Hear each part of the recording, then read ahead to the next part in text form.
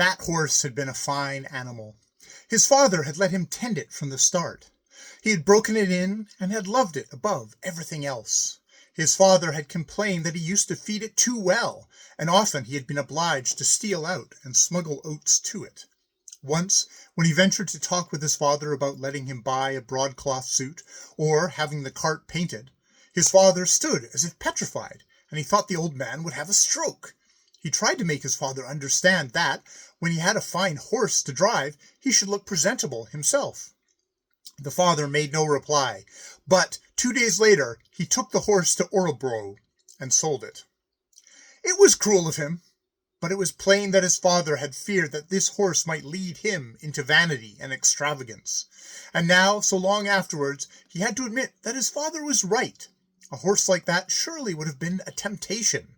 At first he had grieved terribly over his loss.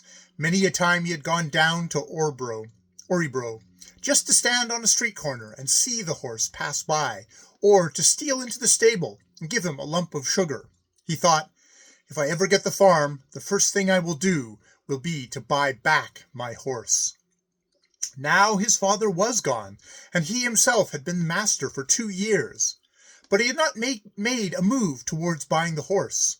He had not thought of him for ever so long, until tonight. It was strange that he should have forgotten the beast so entirely. His father had been a very headstrong, domineering man. When his son was grown and the two had worked together, the father had gained absolute power over him.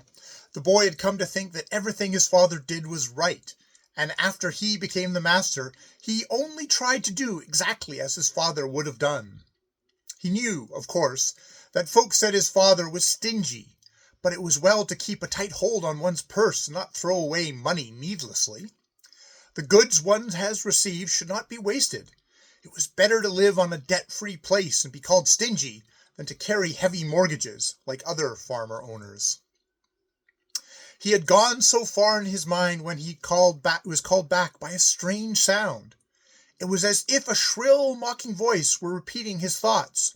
It is better to keep a firm hold on one purse and be called stingy than to be in debt like other farm owners. It sounded as if someone was trying to make sport of his wisdom, and he was about to lose his temper when he realized that it was all a mistake. The wind was beginning to rage, and he had been standing there getting so sleepy that he mistook the howling of the wind in the chimney for human speech. He glanced up at the wall clock, which just then struck 11. "It's time that you were in bed," he remarked to himself.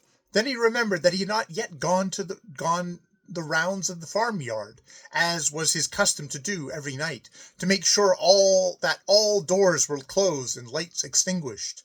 This was something he had never neglected since he became master.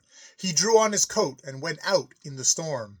He found everything as it should be, save that the door to the empty hay-shed had been blown open by the wind. He stepped inside for the key, locked the shed door, and put the key into his coat pocket. Then he went back to the house, removed his coat, and hung it before the fire. Even now he did not retire, but began pacing the floor. The storm without, with its biting wind and snow-blended rain, was terrible, and his old horse was standing in this storm without so much as a blanket to protect him.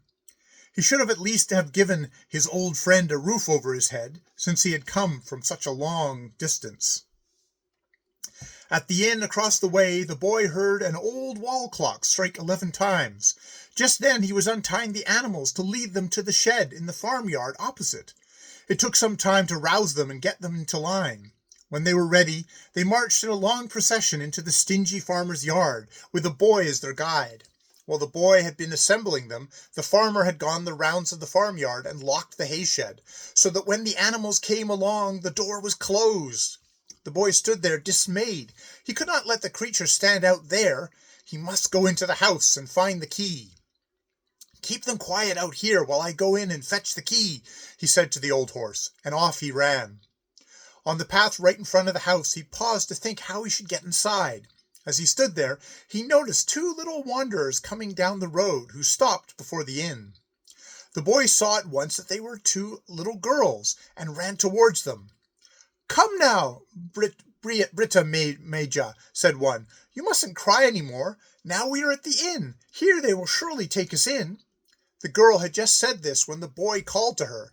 No, you mustn't try getting in there. It's simply impossible. But the farmhouse opposite, there are no guests. Go there instead. The little girls heard the words distinctly, though they could not see the one who spoke them. They did not wonder much at that, however, for the night was as black as pitch.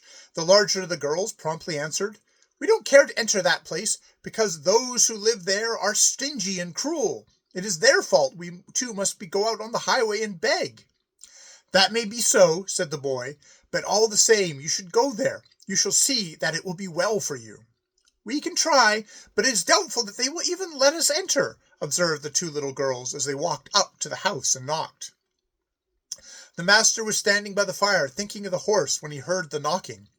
He stepped to the door to see what was up, thinking that all the while he should not let himself be tempted into admitting any wayfarer. As he fumbled the lock, a gust of wind came along, wrenched the door from his hand, and swung it open. To close it, he had to step out onto the porch, and when he stepped back into the house, the two little girls were standing within. They were two poor beggar girls, ragged, dirty, and starving. Two little tots bent under their burden of their beggars' packs, which were as large as themselves. Who are you that go prowling about at this hour of the night? Said the master gruffly. The two children did not answer immediately, but first removed their packs. Then they walked up to the man and stretched forth their tiny hands in greeting. We are Anna and Britta Major from the Engard, said the elder. We are going to ask for a night's lodging. We were going to ask for a night's lodging. He did not take the outstretched hands, and was just about to drive out the beggar children, when a fresh recollection faced him. Engard, was that not a little cabin where a poor widow with 5 children had lived? The widow had owed his father a few 100 kroner, and in order to get it back his money, he had sold her cabin. After that, the widow with her 3 eldest children went to Norrland to seek employment, and the 2 youngest became a charge on the parish. As he called this to mind, he grew bitter. He knew that his father had been severely censured for squeezing out that money, which by right belonged to him. What are you doing nowadays? He asked in a cross tone. Didn't the Board of Charities take charge of you? Why do you roam around and beg? It's not our fault, replied the larger girl. The people with whom we are living have sent us out to beg. Well, your packs are filled, the farmer observed, so you can't complain. Now you better take out some of the food that you have with you and eat your fill, for here you'll get no food. As all the women folk are in bed, later you may lie down in the corner by the hearth, so you won't have to freeze. He waved his hand as if to ward them off, and his eyes took on a hard look. He was thankful that he had a father who had been careful of his property. Otherwise he might perhaps have been forced in childhood to run about and beg, as these children did now. No sooner had he thought this out to the end than the shrill mocking voice he had heard once before that evening repeated it, word for word. He listened, and at once understood that it was nothing, only the wind roaring in the chimney. But the queer thing about it was, when the wind repeated his thoughts, they seemed so strangely stupid and hard and false. The children, meanwhile, had stretched themselves side by side on the floor. They were not quiet, but lay there muttering. Do be still, won't you? He growled, for he was in such an irritable mood that he could have beaten them. But the mumbling continued, and again he called for silence. When Mother went away, piped a clear little voice, she made me promise that every night I should say my evening prayer. I must do this, and Britta Major too. As soon as we have said, God who cares for little children, will be quiet. The master sat quite still while the little ones said their prayers. Then he rose and began pacing back and forth, wringing his hands all the while, as though he had met with some great sorrow. The horse driven out and wrecked, these 2 children turned into road beggars, both father's doings. Perhaps father did not do right after all, he thought. He sat down again and buried his head in his hands. Suddenly his lips began to quiver, and into his eyes came tears, which he hastily wiped away. Fresh tears came, and he was just as prompt to brush these away, but it was useless, for more followed. When his mother stepped into the room, he swung his chair quickly and turned his back to her. She must have noticed something unusual, for she stood quietly behind him a long while, as if waiting for him to speak. She realized how difficult it always is for men to talk of things they feel most deeply. She must help him, of course. From her bedroom, she had observed all that had taken place in the living room, so that she did not have to ask questions. She walked very softly over to the two sleeping children, lifted them, and bore them to her own bed. Then she went back to her son.